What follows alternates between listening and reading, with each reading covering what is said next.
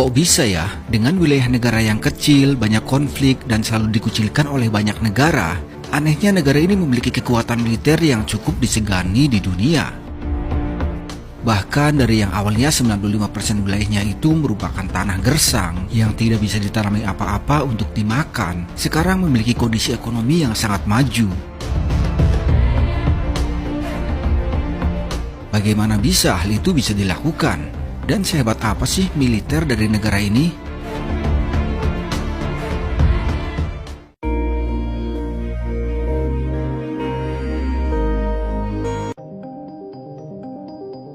Wilayah ini bisa dikatakan wilayah paling kontroversial di Timur Tengah. Ya, negara ini bernama Israel. Pada masa awal deklarasinya tahun 1948, negara Israel mengalami kondisi porak-poranda dan tidak memiliki sumber daya apapun.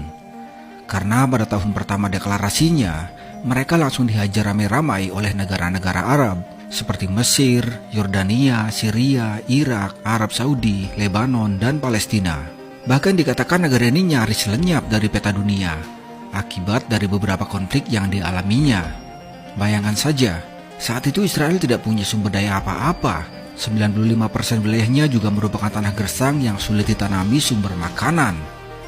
Mengenai sumber daya manusia, sebanyak 2/3 dari 1,1 juta dari penduduk Israel saat itu adalah imigran pengungsi korban Holocaust yang terlantar di kapal pengungsian karena tidak ada satupun negara lain yang mau menerimanya. Ironis bukan?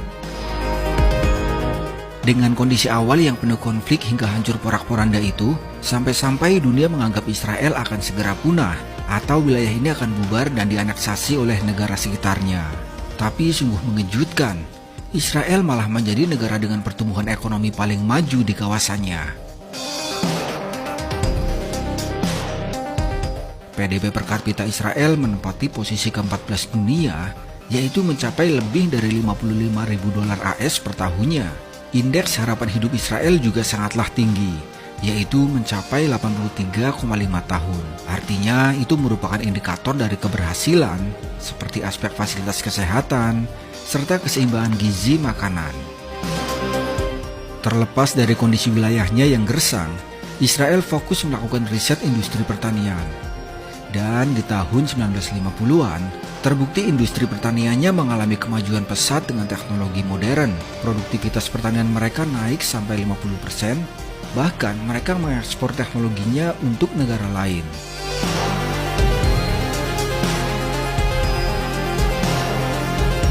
Sehingga yang awalnya 95% wilayahnya merupakan lahan gersang, sekarang berhasil menjadi salah satu yang terdepan dalam industri pertanian.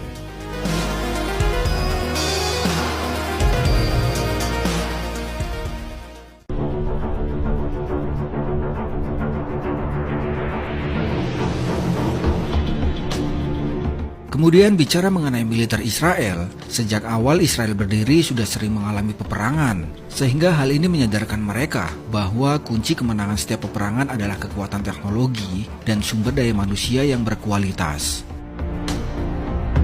Hal ini membuat pemerintah Israel serius mengembangkan industri pertahanan. Tidak tanggung-tanggung, anggaran militernya pernah mencapai 30% dari PDB mereka pada tahun 1975. Benar-benar sangat besar sekali nih, jika dibandingkan dengan Indonesia yang hanya sekitar 0,8% saja dari PDB-nya.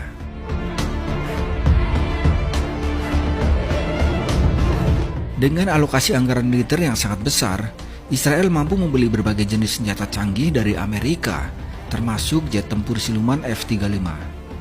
Israel juga berhasil menciptakan sendiri berbagai senjata canggih, salah satunya adalah sistem pertahanan udara Iron Dome, yang diklaim menjadi salah satu sistem pertahanan udara terbaik dunia. Bayangkan saja, lebih dari 2.000 roket Hamas yang diluncurkan ke wilayah Israel, tapi wilayah Israel masih tetap utuh karena berhasil dihadang oleh Iron Dome.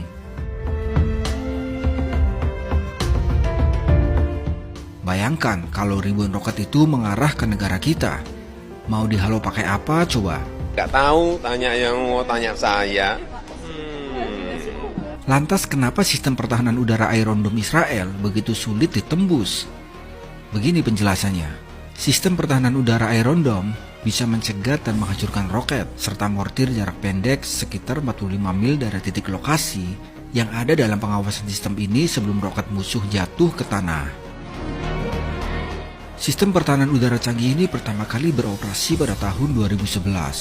Pada tanggal 23 bulan 9 2021, DPR Amerika Serikat menyetujui pendanaan sebesar 1 miliar US dollars atau sekitar 14 triliun rupiah untuk pengembangan sistem pertahanan rudal canggih Iron Dome. Iron Dome didukung dengan baterai pertahanan rudal. Baterai tersebut merupakan satu kelompok yang terdiri dari radar, pusat kendali, dan rocket launcher. Perangkat ini dapat dimindahkan atau diletakkan di tempat tertentu sesuai kebutuhan. Setiap peluncur pada sistem ini dibekali dengan 20 misil pencegat yang canggih. Nilai dari sistem pertahanan udara ini tergolong mahal. Setiap baterainya mencapai 50 juta US dollars dan setiap misil penghancurnya sekitar 100 juta US dollars. Lantas, bagaimana sih cara kerja sistem pertahanan udara yang mahal ini? Nggak tahu, tanya yang mau tanya saya. Apabila terdapat gempuran misil dari musuh, radar akan mendeteksi dan memberi informasi ke pusat kendali mengenai kecepatan dan arah lintasan misil tersebut. Kemudian pusat kendali akan memprediksi dengan cepat apakah misil itu akan mengenai wilayahnya atau tidak. Apabila sinyal mendeteksi bahwa misil itu sebagai ancaman, maka sebuah misil penghancur akan diluncurkan dari sistem Iron Dome untuk meledakkan misil musuh di udara. Bisa kalian lihat kurang lebih seperti ini cara kerjanya.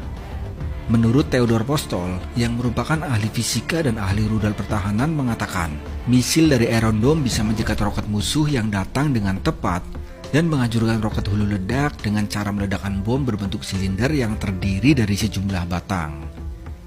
Terbukti sistem ini benar-benar melindungi wilayah Israel dari ledakan serangan roket musuh. Rafael Advanced Defense System mengklaim tingkat keberhasilan Iron Dome mencapai 90% dan telah mencegat lebih dari 2.000 roket musuh.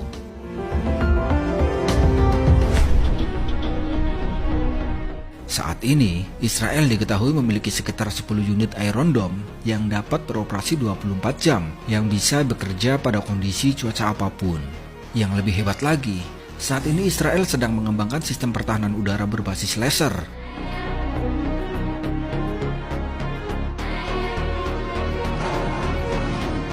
Diketahui Israel juga memiliki sistem pertahanan Arrow yang digunakan untuk mencegat rudal balistik di luar atmosfer bumi.